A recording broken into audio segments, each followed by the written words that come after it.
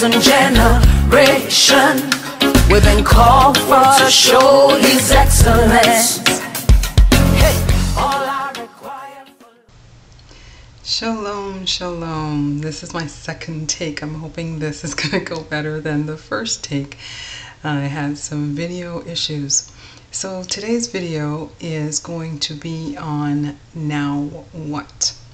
Now there are other people who have done this topic justice. I'm just adding a little bit to that now that I have walked the walk for about a year and have had some insights. I think I can now start to give information on what I've learned from this walk. So you've come into the knowledge that you are a Hebrew Israelite. What are you going to do now? The first thing that I believe that everyone should be doing once they've discovered that they are indeed the Hebrew Israelite, or they're coming into the faith from they're not an actual Hebrew Israelite and now coming into the knowledge of our Yahuwah. The first thing is to listen to the entire Bible. A lot of people would say read the Bible.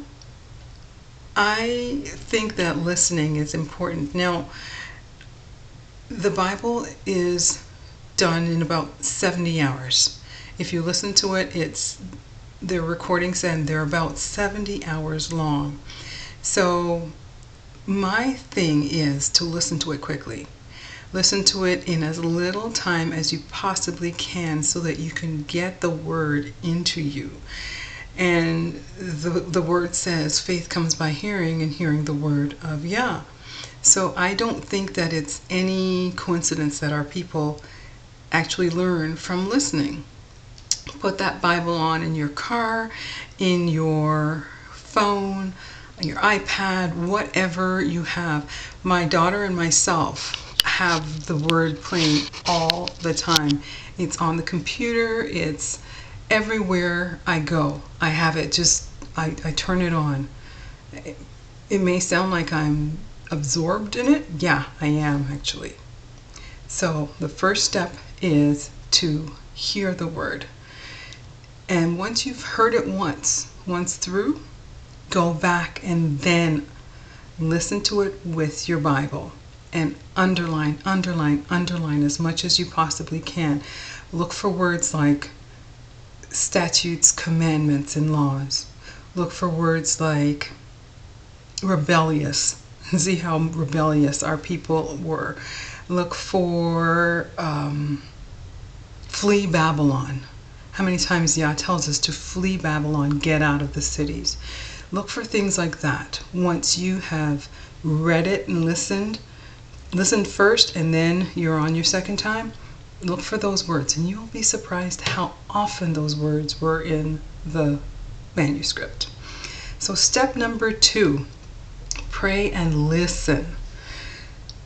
You'll be surprised once you start walking this path, this halakha as it's called in Hebrew, how quickly your prayers start to get answered because you're following Yah's statutes and commandments.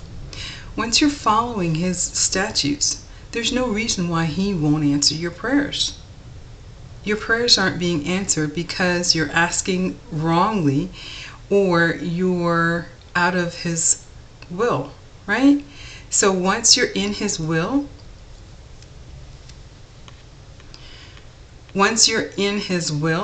He has no problem answering your prayers. So that's number 2. Number 3, and this is going to be hard for a lot of people, unplug. Tell your family you're on a sabbatical. Unplug from Facebook and Twitter and YouTube. Well, you're watching this on YouTube, but unplug from all the social media that's going to distract you from Yah. Unplug for a period of time so that you can really delve into His Word, really delve into the things of Him, so that when you emerge, you're strong, you got a foundation. Unplug. I called my time apart a halakha dive, and I unplugged from most of the things except for the things that were important, like getting messages from my daughter and things like that. I unplugged from most things. I did listen to teachings, but the actual social media stuff, I let it go. So that's the third thing. The fourth thing is infuse. After you've gone through the Word and you've absorbed from the Word, start listening to people who have wise teaching. There are some out there. Now, what I want you to keep in mind is to stay away from eating some alphabet soup. Now, the alphabet boys are out there. You'll know them because they have letters and they still carry a lot of Christian titles like Christ and stuff like that. They are going to lead you astray. So stay away from imbibing an alphabet soup. That's my warning right there. And there are not as many artists for gospel as there were in gospel or for vocal or even instrumental as there are in Christianity. There was, the gospel singers, and you had big names behind them, but in the truth, there aren't very many. There aren't very many at all. And you may be saddened by the fact that the top-notch quality is not necessarily there, but their heart is where it needs to be, following Yah. So just keep that in mind and be patient, because we're going to come out. It's going to get better and better as time goes on. So that's number 4, infuse. Number 5, release. Release some of the names and the titles that we had given to our HaMashiach in error. He is not JC. Yah is not God. We are not supposed to worship on a SUN day. So release those things that were given to us by people who were not supposed to write our scriptures or translate our scriptures in the first place. Release, release, release. I have a video, and I'll link that down below, on calling Yah by his correct name.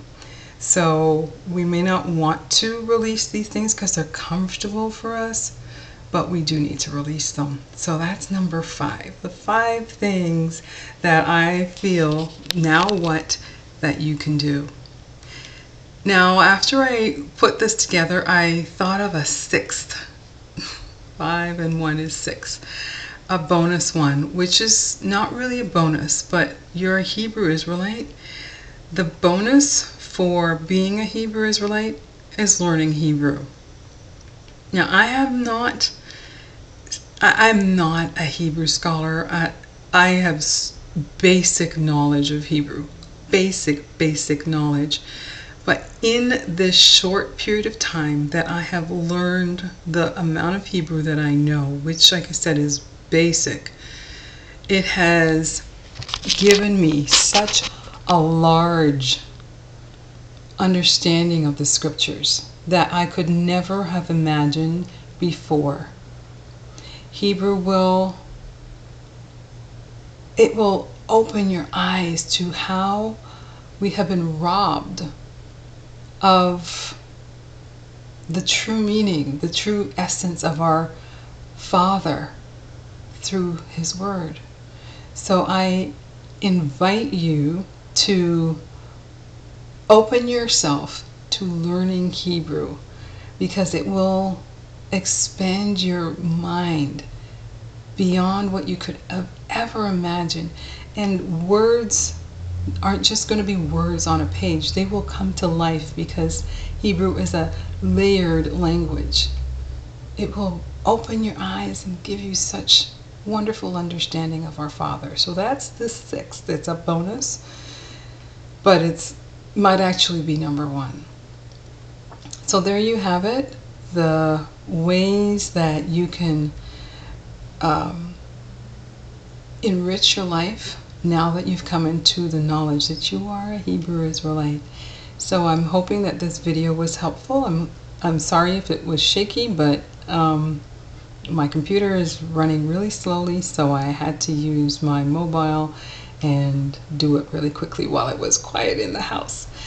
So I'm just going to tell you, shalom, shalom. Have a great day. Bye-bye.